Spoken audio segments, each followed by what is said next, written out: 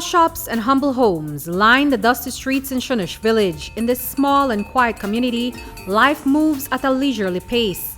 On Sundays, children gather on the street side to catch up with the vendors selling cold treats on a hot day. And across the street on the front of the lagoon, fishermen are hard at work to make their vessels seaworthy.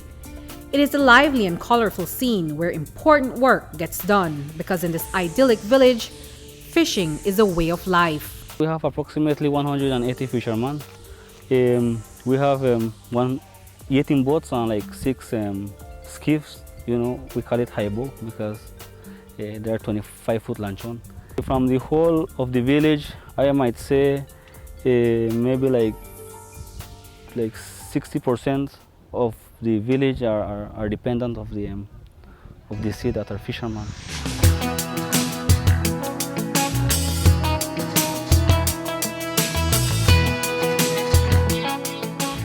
The Chunox fishermen are just a fraction of the more than 3,000 registered fisherfolk across Belize.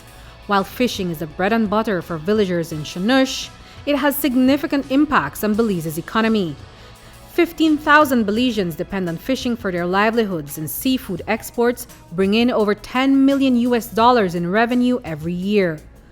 But over the years, Belize's fish stocks have started to feel the pressures. Things like overfishing, illegal fishing, and environmental changes continue to impact the productivity of fish stocks. And so non-profit environmental organizations have implemented a number of measures to manage fisheries so that current and future generations can benefit. One of those ways is to provide fishermen with opportunities for other sources of income in traditional fishing villages like Chunox. Since 2013, the Belize Audubon Society started a small grants program to help fishermen and their families supplement their livelihoods by expanding on their micro-business. The recipients get between $1,000 to $5,000 through funds from the Global Environmental Facility GEF Small Grants Program and the Gulf of Caribbean Fishing Institute. What we are trying to do is to work with these communities to not solely be dependent on fishing. We know that fishing is their livelihood, but we are also asking them to engage in other alternatives that will help to supplement their livelihoods, especially during close seasons or when things are not looking good out at sea. It means that they have come up with an innovative idea in that that idea will go with BAS's mission of conservation.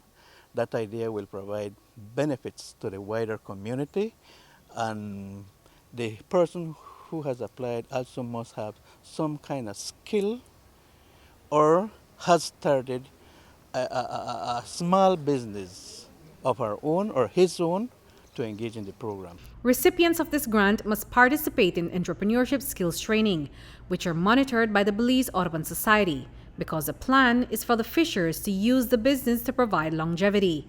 Not so long ago, fisherman Eliodoro Martinez Jr. was trimming his friends' and relatives' hair inside his house to make ends meet. Today, he's the proud owner of The Spot Barbershop in Chunox village. He used the funds to buy equipment and furniture for his shop.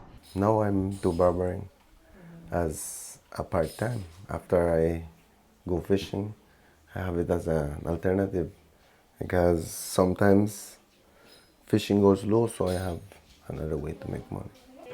The money that we're getting from them is not, I guess, not the right amount, no? So it's not really paying you guys? Yes, it's not really paying, and like that we have to fish more to get some more money, and we are putting more pressure on the stocks.